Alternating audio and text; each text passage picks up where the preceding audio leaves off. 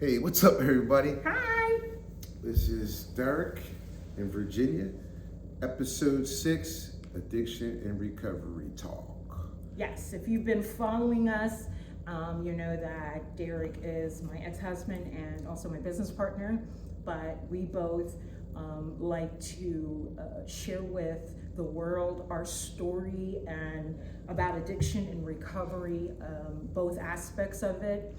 I'd like to start this episode out, but for people that want some information and don't understand, it's not an epidemic, it's a pandemic. It's worldwide. This is so bad. Statistics, and this is according to the CDC, okay, that 1 million people in the United States from 1999 to 2022 are currently addicted to a substance. And 75% of high school students have either tried or are using a addictive substance, and 1 out of every 5. I want the moms to hear this. 1 out of every 5. Don't forget the dads. And the dads. I'm I was a sorry. single dad. He was a single dad. I take that personal. Come on, I man. apologize, dads, okay? And, I had a conversation this morning with a dear friend, and if she's watching, she knows who this is. But we always keep things confidential here. We were discussing marijuana because marijuana is mainly lots of times it is misconceived into a harmless substance. Oh, I just smoke weed. Now, you I started out smoking weed. right, and just want to tell you that this is statistic. I researched this. I didn't Google it. I thoroughly researched that marijuana affects the brain, and it affects the memory, the learning, attention. It affects your emotions. Lots of times we use over our emotions, and it affects your reaction time, okay? And more importantly, marijuana affects your lung tissue, and it can add to scarring to the blood vessels, and that affects you more. This marijuana affects more than heart disease, if I said that correctly, okay? And right now, opiates is the biggest killer in our nation. An average of ages 14 to 18 die, listen to this, every week. 22 from 14 to 18, they die from a death related due to substance, and it's risen because of fentanyl. That was something we were talking about the other day too, is that drugs have dramatically changed. Yeah. Like, they've gotten worse. More deadly. Yes. Fentanyl is a big thing today. I don't have any personal experience with it, but I did opiates. And right now, if you can relate to that, opiates, they're putting fentanyl, and there's a lot of accidental overdoses. Nobody like chooses to overdose. I want to make this point. You don't like use and say, I'm going to overdose today. No, it's not the plan. No. So if you think you can't overdose, I'm talking again about the experience because I had a child overdose. Not a child, but an adult child that overdosed accidentally. She didn't intend. A college graduate from Graduate from Temple University that had her whole future. If you're a mother that's had, or if you're just a person that's lost a loved one, like and subscribe, okay? If you need information about support systems, okay? Like and subscribe. Give us some support. We need that to further carry the message. So last time, I think we were picking up, I was talking about college and how I was a weekend alcoholic in college. Like, I was studying, doing everything all throughout the week, handing in my papers, getting A's. I'm doing everything right. But when that weekend hit, I was at them keg parties. I was just smashed, okay? And I could never take one drink. If you're that person, one drink was never enough. Like, I never understood people that said, oh, give me a beer. And some people are fine with alcohol. Okay, and I'm not saying alcohol is bad for everyone. It is generically they've shown For us, it's bad. it is bad, and If and you're for an addict millions of or an alcoholic, Americans. we have a allergic reaction to Yeah. substances. We call it an allergy, and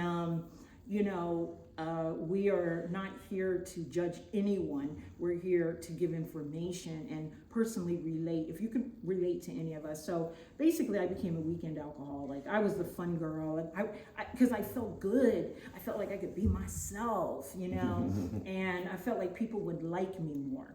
That was big and important for me. I don't know. Can you relate to that? I just like the fun part. It was, in the beginning, all these drugs are fun. You know what I mean? And Oh, yeah. I got to say this while it's on my mind. When you were reading the Statistics. that about the marijuana and what it does, I remember. First of all, I started smoking weed when I was 11 years old, but until that point, I was an honor roll student. And as soon as I started smoking weed, that's when my grades went down. And I don't know if you ever experienced this. I started smoking weed. By the time I was in freshman high school, I was smoking weed every day. I sold weed. I had weed all the time. I used to go somewhere in the house to get something, get all the way to the room and be like, what was I here for? And I would be sitting there stuck. And then I would go back to where I was. Then I would remember. Like, it definitely affects your memory. My grades definitely went down. And, my dreams, because you can't, I hate to say what you can't do. I couldn't be my best. Right. I couldn't be my best when I was smoking weed. And then, like you said, on the weekends, oh my God. In high school, we went to keg parties and, so I had the weed, go to the party and drink. And You were the go-to person. Yeah, with the weed, and then go to the party and drink, and then like as somebody would have some this or that, and then you would try some extra stuff.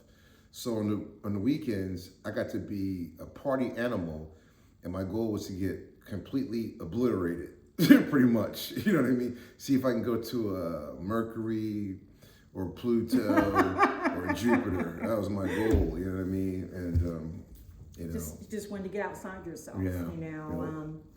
Yeah. So I just we just we don't really talk about subjects or one subject or another. We do cite certain facts that are research, and I wanted to, it just blew me away when I learned that at age 14 to 18, one person every week will die from drug addiction. Today that's insane, because when we were growing up, it wasn't as deadly.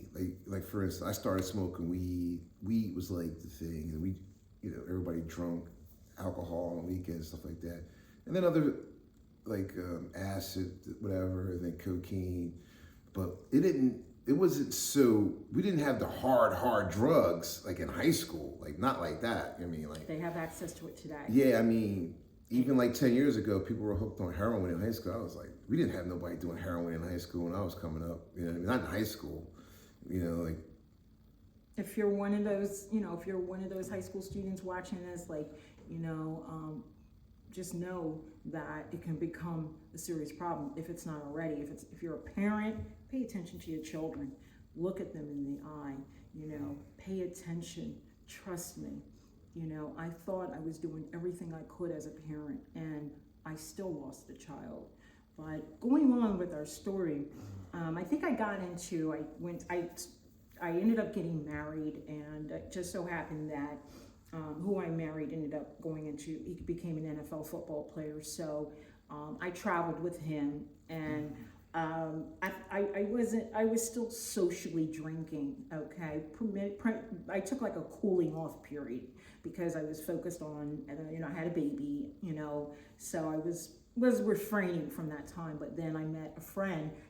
Drugs, if you are into drugs and it's in you, you always seem to find people that, or they find no matter what state you go to. That's true. If you think moving to another state is gonna, like, I'm just gonna move because I'm around people that do drugs. If you're not working on yourself and getting clean and recovery, you just take yourself with you. You take the same person to another state. I did that like 4 times. I moved to different states, you know.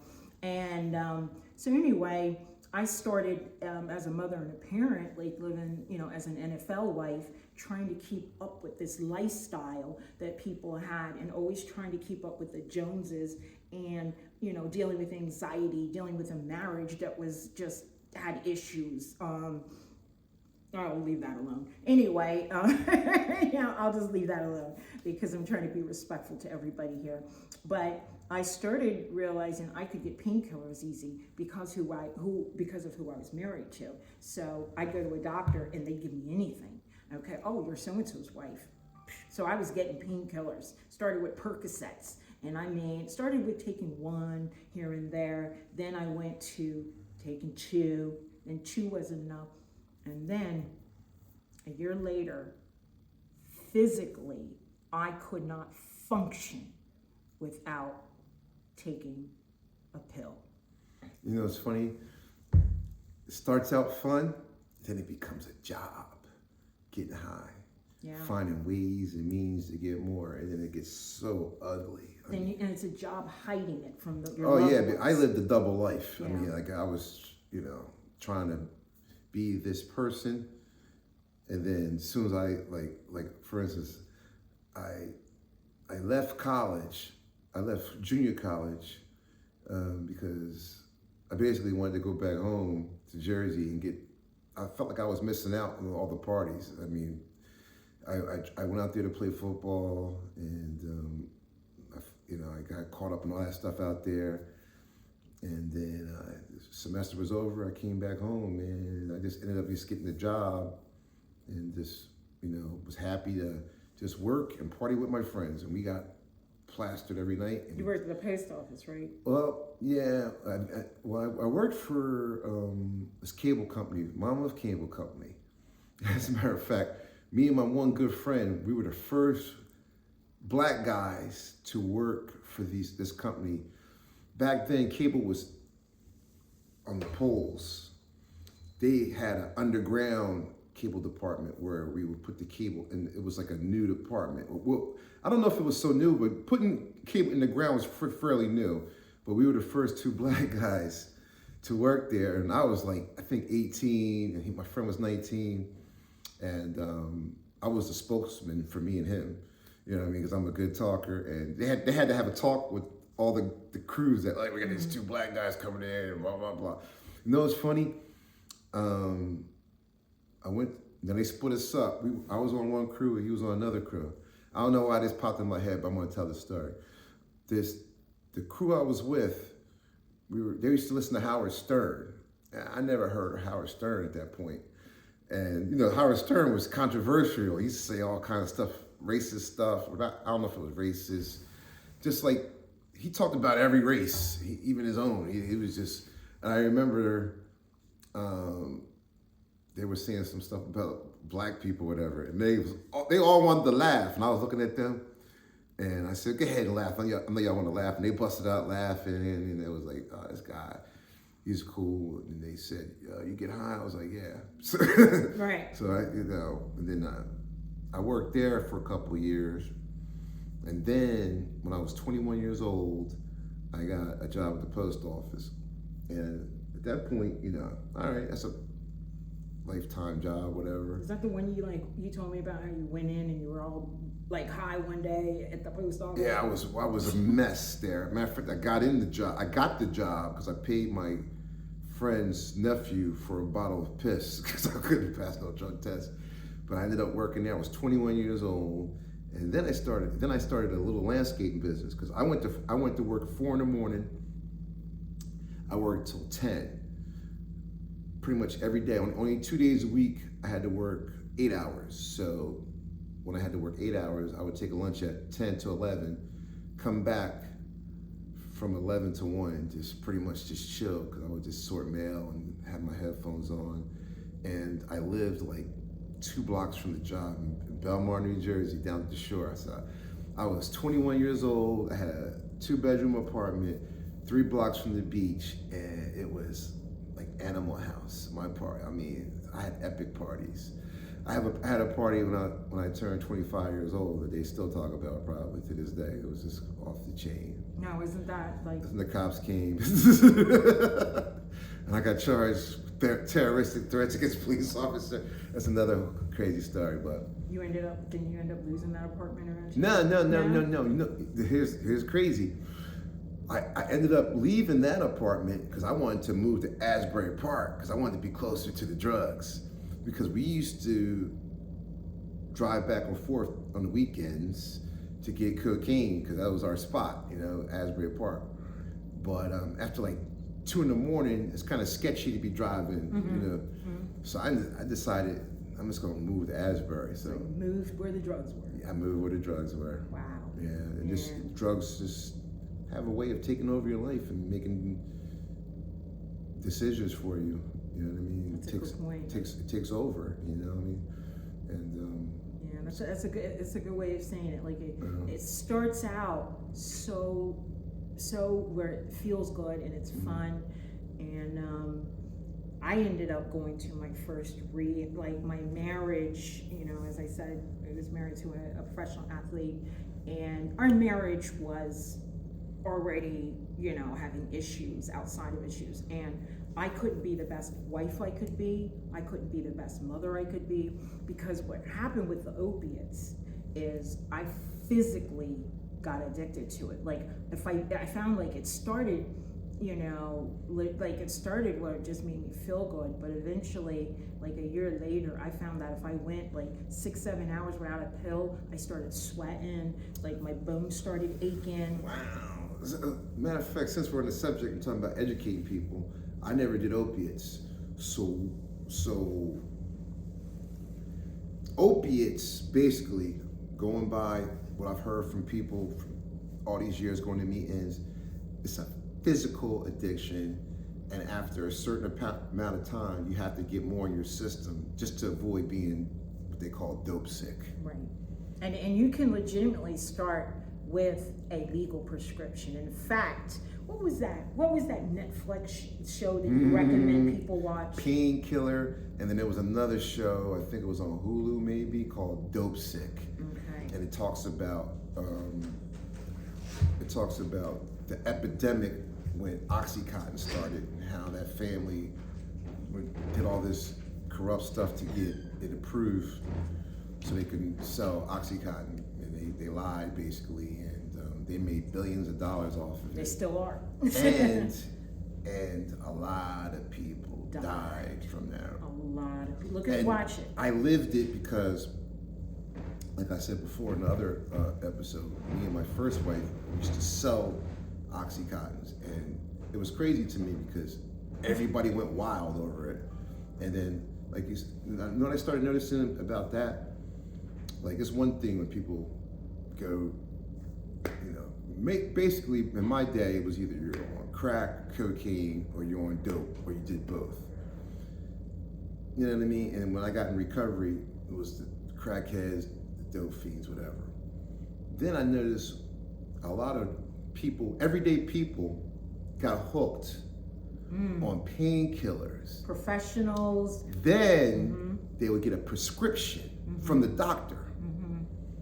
They would do the prescription quicker than the next prescription. Like, let's say you get a prescription, it's supposed to last 30 days. They're doing their prescription in like, 10 days. Yeah. all right, 10 days. Now, what we talked about a few minutes ago, they're physically sick. So now they got to go to the street to get heroin. So like that opened up a whole another, like regular people who probably normally wouldn't be going to the hood to cop dope are now doing that. Yeah. You know what I mean? And so like I just think it created more drug addicts. Oh, by far, yes. Like I said, I did end up in my first rehab. Because let me say this real quick. When I first met you, it was like you were like college educated. You know what I mean? Like I don't want to hurt your feelings. Bougie, like she would be a nice mom for my kids. She's like, how did she get hooked on drugs? Oh, this poor thing. She had it rough. You know what I mean? Because I was clean when we met. But I mean, like some people just don't seem like they should be drug addicts, but it can happen to anybody. Anybody, it really can. Matter of fact, one time I was in a crack hotel in Asbury Park, New Jersey, and this dude was in there. He was a mayor of some town in Monmouth County. This old white guy, like damn near, he was in his 60s, smoking crack with us. I was like, wow. So like drugs don't discriminate. No. You know what I mean? It just doesn't. No, when I was using cocaine, you know, my first experience with cocaine, I was with a lot of high, as I say, quote unquote, high rollers, you know, people with money. That was like, you know, we'd start out with cocktails, like in a bar. Yeah. And then, you know, by the end of the night, there's always one person in the group that's like, hey, you wanna go do some lines? Right. And then I'd be like, yeah. And then 3 days later, you know, this person's in my apartment, you know, we're looking at each other all wide-eyed and crazy, like we ran out of drugs, you know, and Yeah. I didn't start cocaine until after I went to my first rehab. I got clean. I did a 30-day rehab, and I didn't understand recovery like I understand it today. Like I went to rehab and I got clean from the opiates, but in my mind I kept saying, I don't have a problem with alcohol, so I can still drink alcohol. So I left the rehab, did well for a good while, and kept drinking, not understanding that the disease of addiction, any mind-altering substance will eventually lead you back to your drug of choice. It will. And substituting one for another. You know, it's crazy. When, you know, listening to you talk, something flashed in my mind from my past. Once you become an addict, like for instance, I was having a hard time with the cocaine. It was obvious. My friends was telling me this and that.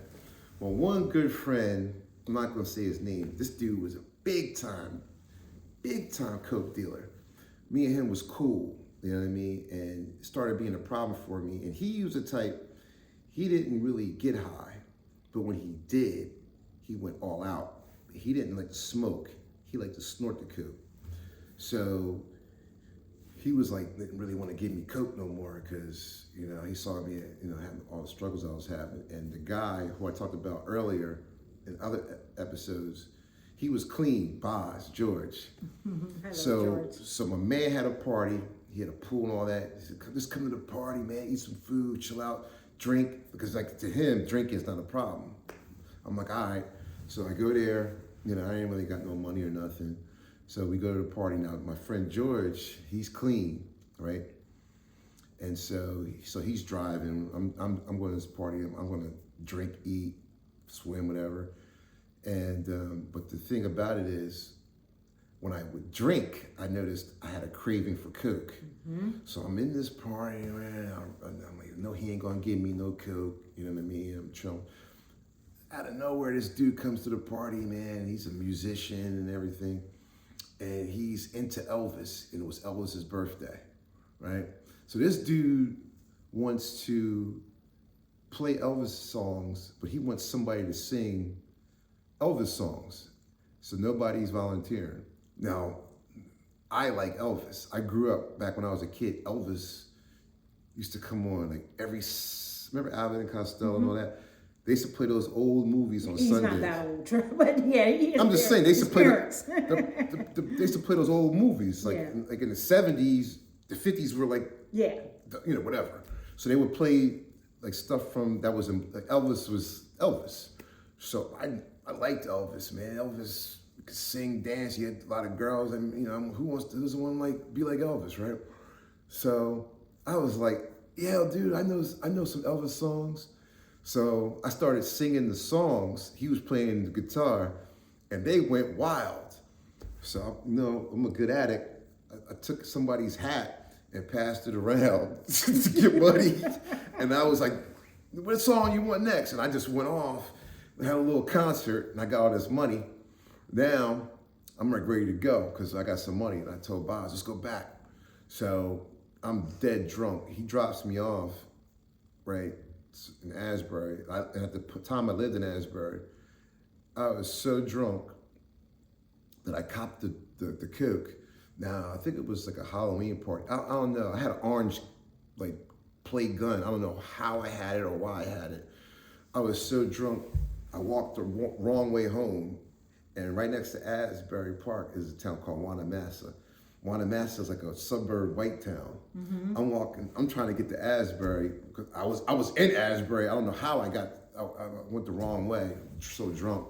Somebody called the cops on me. The cops pulls up. I pulled the gun out on the cops. It's not funny, but the only reason they didn't shoot me is because the gun was orange. And so they were like, what the must? And I was laughing. They were like, get in the car, where you live? And I showed them my ID. Now, I got Coke on me.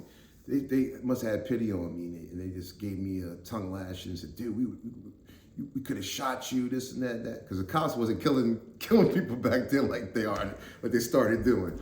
So, yeah, I know, right? But they took me home. They took me to Asbury. They dropped me off at my front house, man. I'm like, and when I tried to get clean, I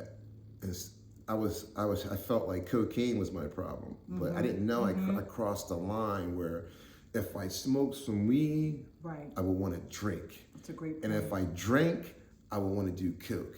Same here.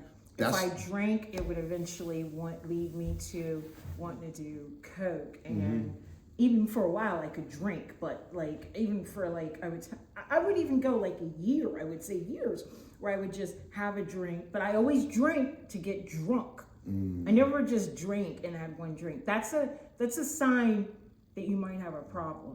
Okay. In our meetings, they say one is too many. And 1,000 is never enough. See how she just finished that? I didn't even have to say nothing. Yeah. Because, as soon as I put something in my system, like you cross a line at some point, and you're just hooked, and your brain doesn't work the same no more. And like I haven't, thank God, I haven't had the desire to do anything like drink or just. Well, I got to be honest. In my 29 years, I almost used 3 times. Remember I was talking about what you and I found out in research, that if you are struggling with drugs or alcohol and you're trying to stay clean, just know scientifically, science shows the brain, your craving lasts 8 minutes. So if you can hang on for 8 minutes. Call somebody. Pray. Reach out. Pray. Whatever. We always say, whatever it takes. Like he used to tell me, like sometimes he went to the meetings because he liked the girls. Like whatever it takes, right. I met him at a meeting, by the way. And I liked him because like he was saying like I was bougie and professional and all that. I like muscular big men, and if you know anything about Derek is big, buff, healthy. Like this guy eats once a day. He twice a day. He works out like 4 hours a day. He's all about the health, and I am too today. But next episode, I'm going to pick up where after my first rehab, how my life and things started things got good and it always spun out of control. And I ended up in some very dark places. But again, I want to close with one thing. All right. If you need help, reach out. Reach out to someone. If you're a family member and somebody in your family and you're struggling, reach out. Like and subscribe. Reach out to us. You can leave an anonymous name somewhere. We can try to gear you in the right direction. But that's all I want to close with. I want to say hello to my friend in California. All right, she knows who she is. I love you. And that's pretty much. Derek and I got to go work on our business now. All right, let me close. It's not you. Can I say something? Yeah. All right. Sorry. In our program, it's about the 3 principles that are indispensable: are honesty, open-mindedness, and willingness. Can't see your ass and your face at the same time. Get honest, tell somebody. We all got issues. We all got something wrong. We all got stuff, anxiety, whatever, depression, whatever your hang up is. I noticed if you share in a meeting, a lot of times the stuff that you're worried about sharing, either somebody will come up to you after the meeting and be like, "Oh my God, I got a problem with that too," or they'll come up with you and share their experience with it, which is the solution. Because that's what we're here for. We're here for solutions. We know what the problem is. Let's identify it. Let's get honest. Let's get better, man. This is what we're here for, to get better, become the best version of ourselves that we can be. I've come a long way, man, from, basically being a juvenile delinquent drug addict who wanted to be something better than that, to Single dad that raised 3 kids. and I'm very proud of that fact. I mean, if I don't do nothing else in life, I did that, man, because that's tough and it's so much worth it. It's hard, but it helped me grow as a person on a deep level. Yeah, if you want that freedom that Derek and I have and that joy in your life, like I live life with joy today, but we'll pick up next episode, and we know we're reaching with somebody out there because this is a pandemic, okay? And that's all I've got. Love everybody out there, and hope if you're struggling, hang on. There's hope. Don't give up on your dreams. Peace out.